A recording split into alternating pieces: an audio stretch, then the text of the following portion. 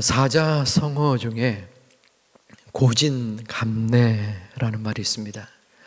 쓴맛이 진한 후에는 단맛이 있다. 고생 끝에 낚시 온다. 고생 끝에 즐거움의 순간이 찾아온다라는 의미이지요. 하지만 우리가 사는 현대에 모든 것이 다 그렇지는 또 않은 듯 싶습니다. 여러분, 흙수저, 금수저라는 말을 들어보셨을 것입니다. 태어났는데 아무것도 가진 것 없는 그런 어려운 상황 속에서 무엇인가 노력해도 어떠한 결과를 창출해낼 수 없는 그러한 환경, 흙수저라고 표현을 하기도 합니다. 그에 반대되는 개념이 금수저이죠. 또 요즘 금수저보다 한 단계 더 앞선 업그레이드된 용어가 있는데 혹시 아십니까? 우리 젊은 분들, 누가 말씀하신 것 같네요. 5글, 총 7글자인데 금수저가 3글자라면 5글자. 힌트 하나 드릴까요? 다. 여러분들 좋아하는 다로 시작되는 아주 비싼 거.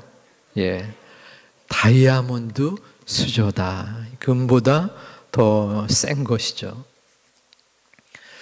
하지만 성취와 성공의 그 기준, 수준의 부분인 것 같습니다. 내가 어디만큼 도달해야지 성공자인가 할 때 어려운 상황에서 노력하고 수고하고 버티고 애쓰면 어느 정도는 성공을 거두고 또한 마음에 흡족한 결과를 얻는 것이 일반적인 모습인 듯 싶습니다.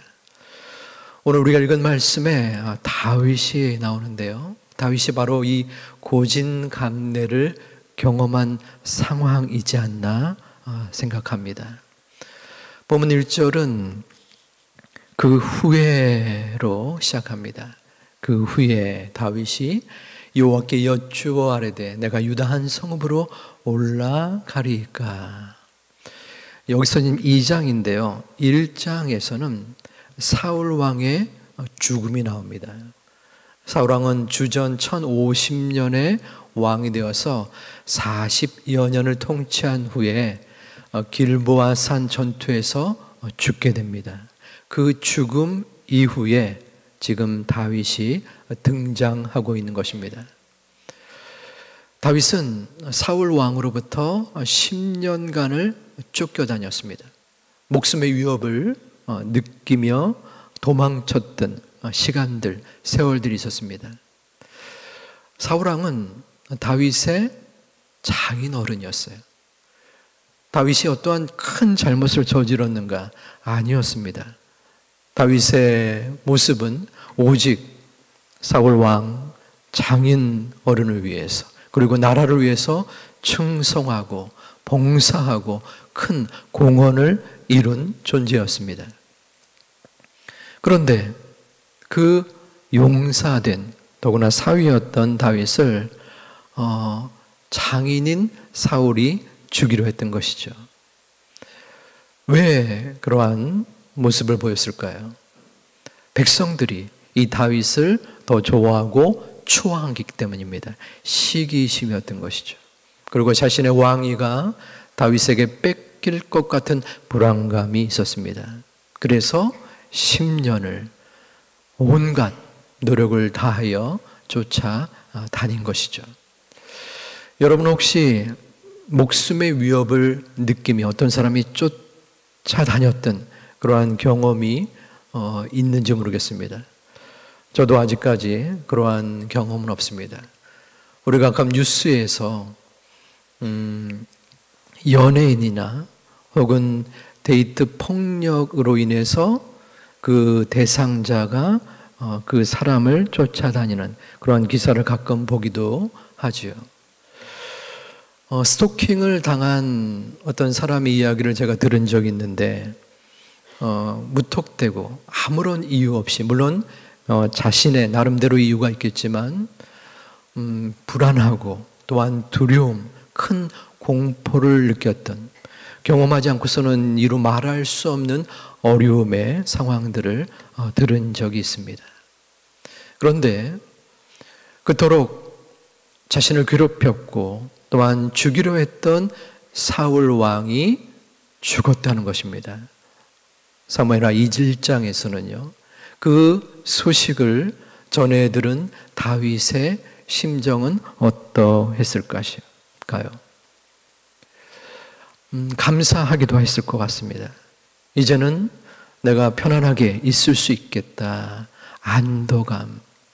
또는 그래도 장인이었고 한 나라의 왕이었는데 어떻게 그럴 수 있었을까? 또 죽음을 당한 그 사울에 대한 연민, 여러 가지 생각이 복잡하게 그 마음속에 와 닿았을지도 모릅니다. 이제 다윗이 취해야 할 행동이 있습니다. 여러 생각을 뒤로 하고 그가 해야 할 행동은 바로 왕권을 잡는 것이었습니다. 다윗은 왕실에 있었고 또 지도자로서 오랜 세월 동안 활동했기 때문에 무엇을 해야 할지를 분명히 알고 있었습니다. 지금 사울 왕이라는 존재가 죽었기 때문에 온 나라는 혼란에 빠져 있는 것입니다. 그러므로 그 사울 왕의 고향이자 정치적 토대였던 기브아로 찾아갔어야 됐습니다. 그것을 점령해야만 되는 것입니다. 우리나라에서도 동서가 좀 분리가 되어 있습니다. 아무래도 정치적인 색깔, 지역적인 색깔로. 그래서 동쪽, 서쪽의 정치인 혹은 대통령 후보가 나올 때는 그 본 고향 혹은 그 본거지 주력 도시로 가서 선거 운동을 하는 것을 우리는 볼 수 있습니다. 이때도 마찬가지입니다. 사울 왕이 분명히 잘못을 많이 저질렀던 존재였지만 그 고향에 정치적 토대가 있는 것입니다. 그곳에 가서 그 사람들의 마음을 얻어야 하는 혹은 그곳을 군사적으로도 제압해야 되는 숙제가 남아있는 것입니다. 또한 왕의 왕권 아래 움츠러들었지만 호시탐탐 자신의 권력을 이루고자 하는 지역의 주권을 가진 사람들의 모습도 생각을 해야만 했습니다. 이러저러한 일들에 대한 필요성을 다윗은 분명히 느끼고 있었을 것입니다.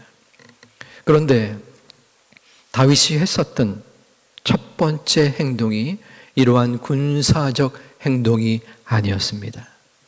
다윗이 했던 그 우선적인 행동은 기도였습니다. 그 후에 다윗이 여호와께 여쭈어 아뢰되 바로 하나님 앞에 기도한 것입니다. 내가 유다 한 성읍으로 올라가리까? 유다의 한 성에 갑니까? 라고 기도하였고 여쭤보았습니다. 그런데 하나님께서는 다윗이 아뢰되 어디로 가리까? 이 다윗은 또다시 여러 성읍 중에 하나 어느 성읍으로 가려 합니까? 가야 됩니까? 했을 때 하나님은 헤브론으로 가라라고 말씀합니다. 이는 조금 이상합니다. 분명히 헤브론이 아니라 기브아로 가는 것이 보편적인 생각이요 또한 다윗의 마음이었을 것입니다. 헤브론은 이스라엘로부터 남서쪽으로 30km 떨어진 해발 900m의 남쪽 지역의 가장 높은 지역의 성읍이었습니다. 헤브론의 원래 이름은 기랏 아르바로서 4개의 성읍이다라는 뜻입니다. 그 본래의 뜻에 비추어 볼 때도 견고한 성이라는 것입니다. 다시 말해 이 헤브론은 왕이 거하기에 높은 위치에 처해 있는 안정된 성읍 그리고 견고한 성읍이었다라는 것입니다. 하나님께서는 그곳을 이끌어 주셨고 지금 말씀하고 있는 것입니다. 또한 헤브론의 현재적 의미는 교제, 연합이라는 뜻이 있습니다. 헤브론의 역사적인 그리고 의미가 또 하나 더불어 있는데, 그것은 아브라함과 이삭과 야곱이 거했던 곳입니다. 아브라함이 조카 롯과 헤어져서 헤브론으로 향했던 것이지요. 아브라함에게 있어서 헤브론은 기도의 장소였습니다. 하나님을 만난 교제의 장소, 연합의 장소였습니다. 그렇기 때문에 하나님께서 이 헤브론을 다윗에 소개시켜 주신 것은 조금 전에 안정된 곳, 견고한 성읍인 동시에 하나님께서 그 헤브론에서 다윗이 더욱더 하나님을 교제하고 하나님을 만나라는 뜻이 담겨져 있습니다. 다윗에게 헤브론은 은혜의 장소, 기도의 장소였던 것입니다. 헤브론에 간 다윗과 그 추종자들은 그곳에서 또한 정치적인 입장을 고수하고 안정을 취한 후 4절에 그 왕 위에 오르게 됩니다. 유다 사람들이 와서 거기서 다윗에게 기름을 부어 유다 족속의 왕으로 삼았더라. 다윗은 왕 위에 오르기 전에도 기도하였고 또 왕 위에 오를 때도 하나님 앞에 묻고 기도하였습니다. 다윗이 왕 위에 오를 때는 가장 교만한 순간이었습니다. 왜냐하면 다윗이 성공을 거머쥘 수 있는, 거머쥐었던 때였기 때문입니다. 이때가 바로 하나님을 잊어버리기 쉬운 때입니다. 여러분 한번 생각해 보시기 바랍니다. 여러분이 지금까지 살아오면서 가장 많이 기도했을 때가 언제이셨나요? 하나님 앞에 간절하게, 절실하게 기도했던 때가 언제였었나는 겁니다. 아마도 힘겨울 때, 내가 내 힘으로 이 문제를 도저히 풀 수 없을 때 하나님 앞에 나와 무릎 꿇고 기도하였을 것입니다. 반대로 기도를 게을리하거나 기도를 잊어버릴 때는 언제이셨나요? 소위 내가 잘 나갈 때, 모든 것이 술술 풀렸을 때 기도를 잊어버리거나 기도를 게을리 하진 않으셨나요? 아니라고요? 저는 힘들 때나 성공할 때나 끊임없이 변함없이 기도하셨다고요? 죄송합니다. 저만 그랬나 봅니다. 사람들은 어려울 때는 열심히 기도하다가도 그 문제가 해결되어서는 그 문제를 하나님께서 들어줄 때는 기도를 잊어버리는 경우가 많습니다.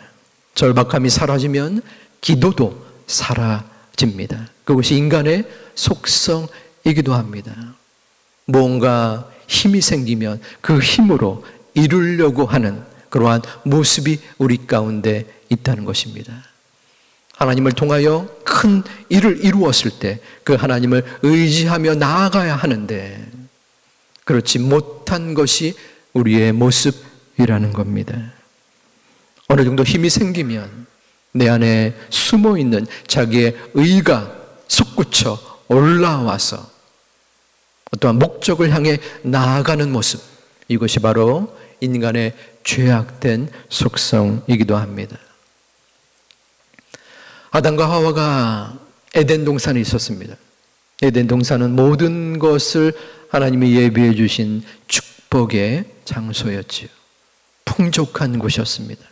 하나님과 함께 거주하면서 그들이 할 것은 하나님 앞에 순종하며 모든 것을 누리는 것이었습니다.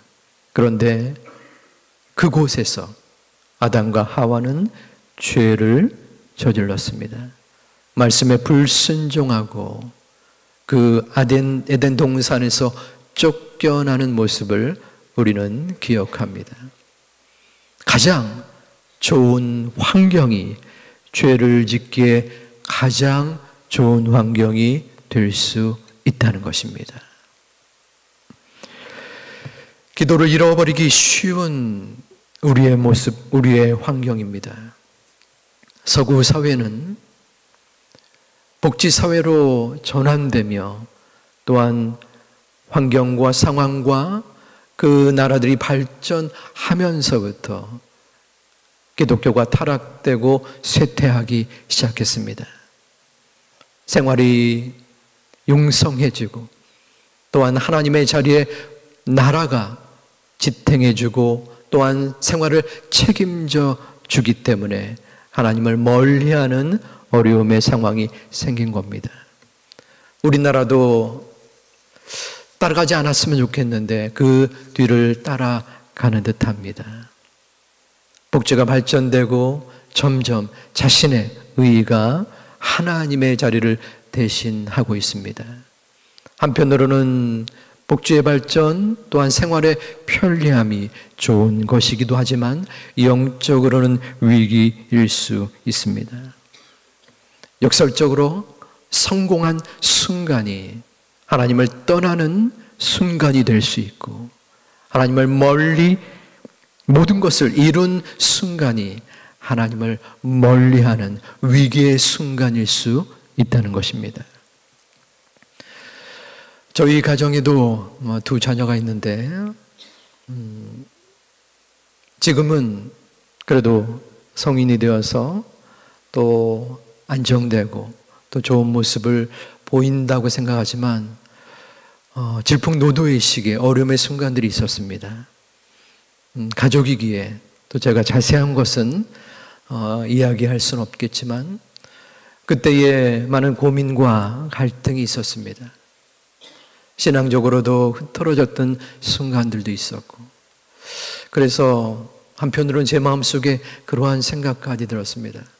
아주 풍족하지는 않지만 그래도 어느 정도 아이들이 요구하고 원하는 것을 들어주는 조금은 안정된 삶을 살기 때문에 흐트러지거나 또 하나님을 덜 의지하지는 않는가.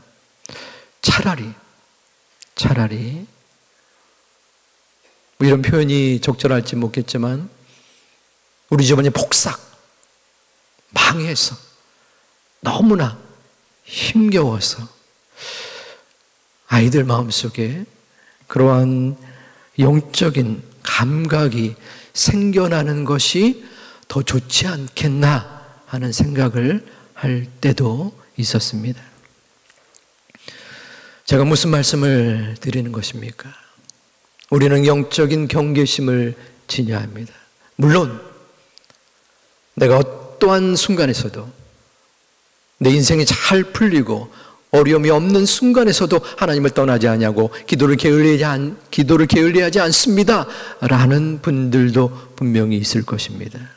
하지만 우리의 연약함과 부족함 속에서 우리는 나의 문제가 해결되고 내 삶이 안정을 찾을 때에 하나님을 좀 더 멀리하고 기도를 쉬거나 기도를 게을리할 수 있는 그러한 부분이 분명히 있다는 것입니다.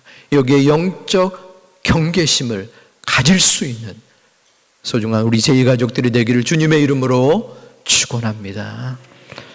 다윗은 그러하지 않았습니다. 기도하기를 쉬지 않았습니다. 하나님 앞에 성취의 순간에 성공의 순간에 여쭈어 봤습니다. 기도했습니다. 하나님, 제가 유다의 어떠한 성읍으로 가야 합니까? 그리고 하나님의 말씀에 순종하고 나아갔습니다. 만일에 다윗이 기도하지 않았다면 그는 자신의 판단과 사람들의 조언대로 기브아로 갔을 것이 당연합니다. 물론 기브아로 갔을지라도 그곳에서 정치적인 성취를 이루고 또한 앞으로의 삶을 건실하게 그리고 성공적으로 살아갔을 수도 있습니다. 하지만 그것은 하나님의 뜻과 인도하심은 아니었을 겁니다. 자신의 생각, 자신의 판단대로 자신의 삶을 살아나갔던 것입니다. 하지만 다윗은 기도하였고 그 기도 가운데 하나님의 말씀을 들었고 그 말씀에 순종하여 하나님의 방편대로 나아갈 수 있었습니다. 헤브론으로 갔고 거기서 왕이 되었습니다. 어떻게 이럴 수 있었을까요? 다윗이 하나님의 택한 소중한 왕이요, 성경에 나오는 위대한 인물이니까 그럴 수 있지 않았겠습니까? 라고 생각할 수 있었습니다. 하지만 다윗 또한 평범한 사람이었습니다. 목동이었고 또한 하나님 마음에 합한 사람이었기도 했지만 밧세바를 취하고 우리아를 죽였던 크나큰 죄악을 저질렀던 존재였습니다. 그럼에도 그가 하나님 앞에서 온전하게 잘한 것이 있었는데 그것은 기도를 쉬지 않았던 것입니다. 어려울 때, 목숨의 위기 때도 기도했지만 왕위에 오르고자 했을 때, 성공했을 때도 기도했던 것입니다. 기도에도 연습이 필요합니다. 기도에도 훈련이 필요합니다. 연습과 훈련 속에 기도의 습관이 생기기 때문입니다. 기도의 사람이 그냥 저절로 이루어지는 것은 아닙니다.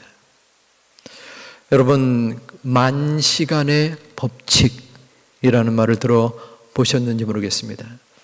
만시간 동안 노력하면은 그 분야에서 전문가가 되고 하고자 하는 일을 이룰 수 있다라는 뜻입니다. 만시간이 얼핏 딱 머릿속에 그려지지 않으시겠지만 하루에 2시간씩 10년을 계산하면 만시간이 됩니다. 영어를 예로 들어볼까요? 제가 인생을 살면서 여러 가지 어려웠던 여러 가지가 있는데 그 중에 하나가 영어입니다. 유학을 떠났는데 이게 뭔 소리인지 모르고 초등학교 또 중학교, 고등학교, 대학교 영어를 했다고는 하지만 아무 소리도 들리지 않는 것이에요. 많이 고생을 했습니다.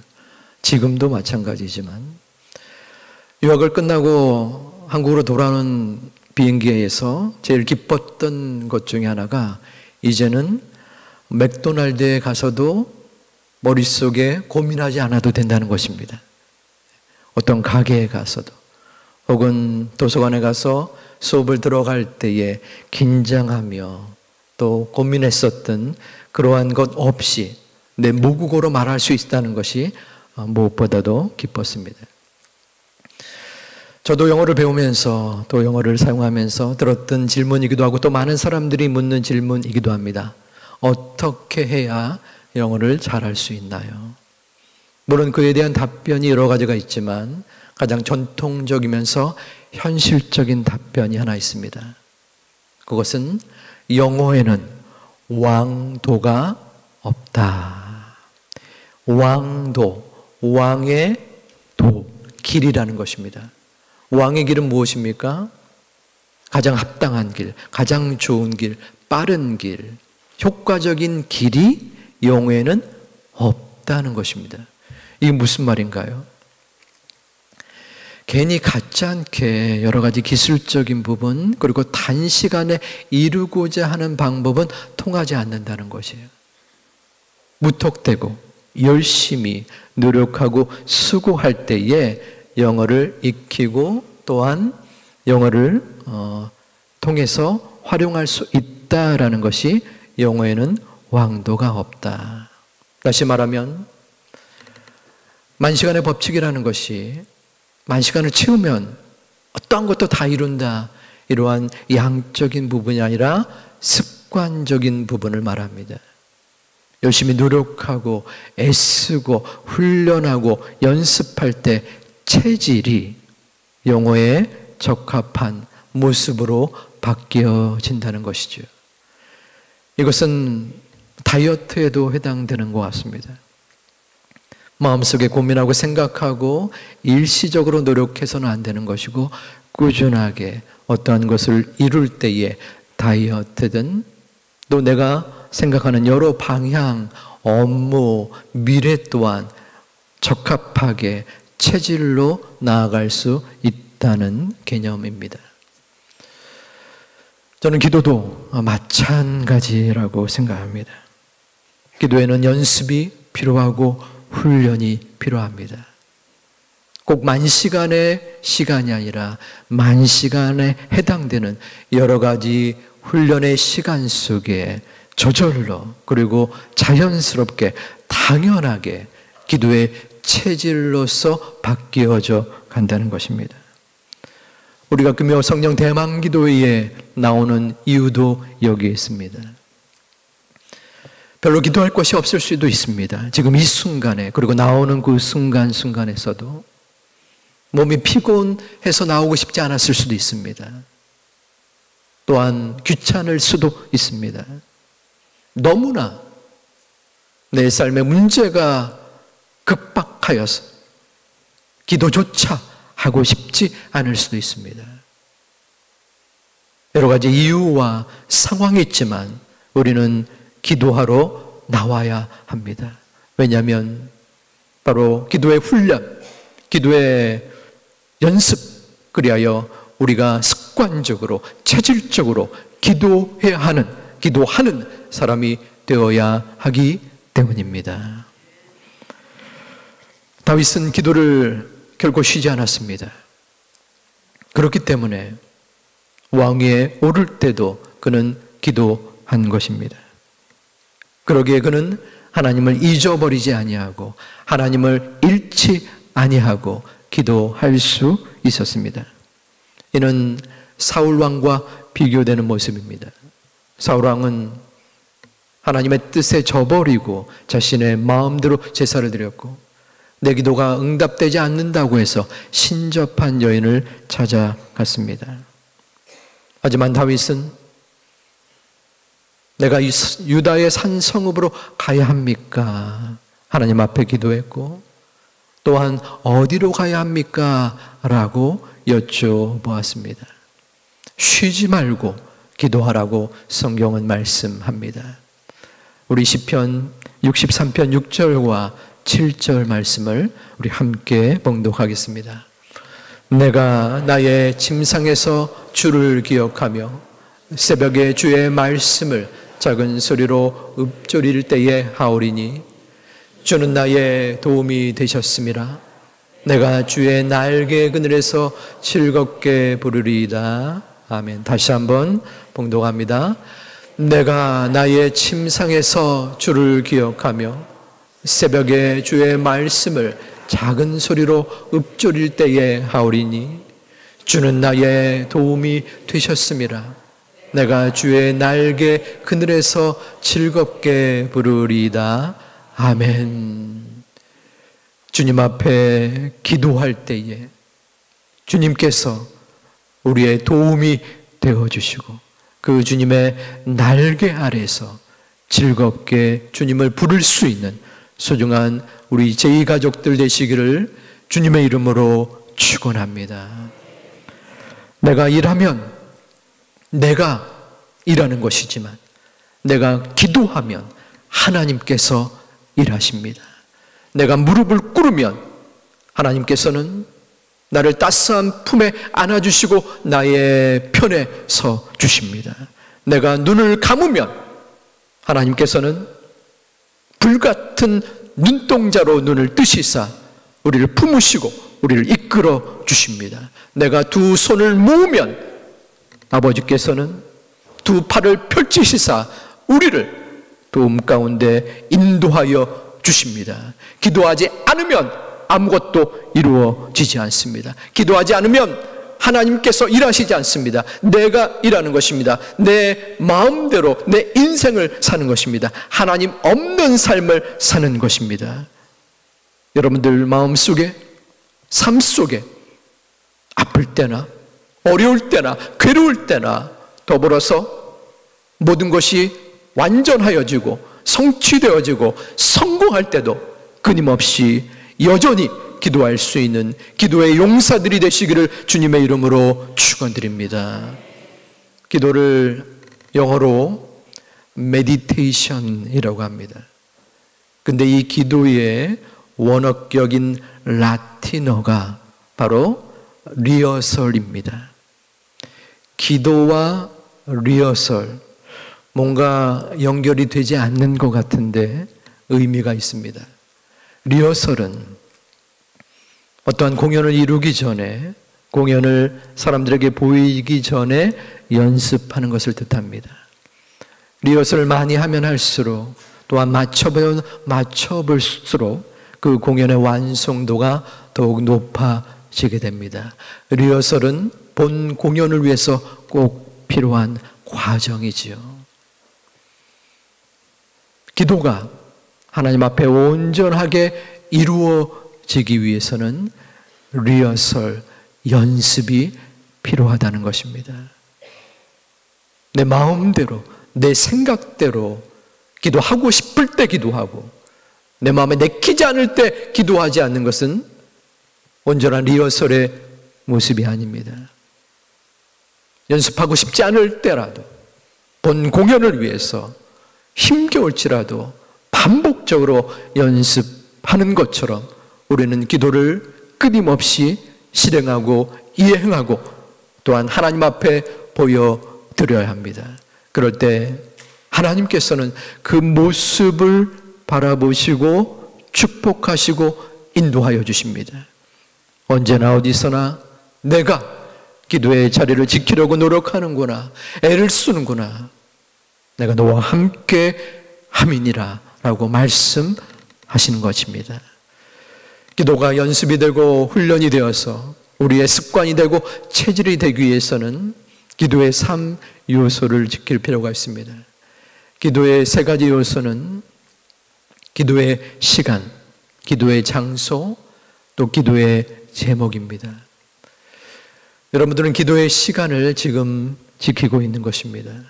금요 성령 대망 기도에, 혹은 예배에, 혹은 여러분들의 경건의 훈련, 또한 오고 가는 직장의 왕래 속에서도 우리는 기도해야 합니다. 기도의 시간을 갖는 것이 중요합니다. 어떤 분들이 이야기합니다. 기도할 시간이 없어요. 이해는 되지만 그것은 어쩌면 핑계일 수 있습니다. 현대인의 삶 속에서 2시간, 3시간을 기도하라라고까지 이야기하는 것은 아닙니다. 단 5분일지라도 10분일지라도 하루에 기도의 시간을 따로 떼어 놓는 것이 중요합니다. 기도의 장소는 이에 연결이 됩니다. 언제 기도를 어디서 할 것인가? 가정에서 할 것인가? 교회에서 할 것인가? 아니면 점심 먹은 후 직장에 돌아가기 전 잠깐 그 5분의 시간 길거리에서 그 기도를 할 것인가? 여러분만의 기도의 장소가 있을 것입니다. 마지막으로 기도의 제목이 있습니다. 기도의 제목은 자신을 향한 기도, 가족을 향한 기도, 교회와 민족을 향한 기도가 있습니다. 우리 새생명 전도 축제의 기도의 제목들을 우리는 지니고 기도합니다. 저는 냉장고 목양실에 이 냉장고에 매그넷을 이렇게 2개 붙여놨어요. 아무래도 냉장고를 이렇게 오고 갈 때마다 그것을 보고서 기도합니다. 우리 성경책에 이 책갈피를 보면서 기도합니다. 여러분 또한 마음속에 기도의 여러 제목들이 있을 것입니다. 기도하는 사람은 우등생의 모습이랑 비슷한 것 같습니다. 우등생, 공부를 조금 맛을 아는 학생이나 사람은 공부의 묘미를 알기 때문에 더욱 열심히 하는 측면이 있습니다.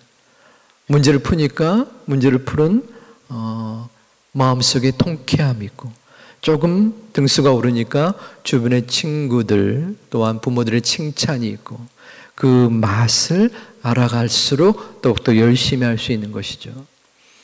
적어도 금요 성령 대망기도에 나오신 분들이라면 이전에 내가 기도함으로써 또 기도할 때 하나님께서 함께 하셨던 그 은혜와 또 또한 은총, 기도 응답을 이미 갖고 계시는 줄 저는 믿습니다.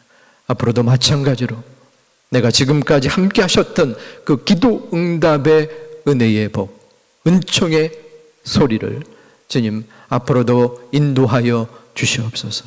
내가 기도의 시간, 기도의 장소, 기도의 제목을 가지고 하나님 앞에 계속적으로 반복적으로 기도하는 훈련을 가질 때 하나님 저와 함께 하셔서 기도의 사람, 기도의 용사가 되게 하여 주시옵소서.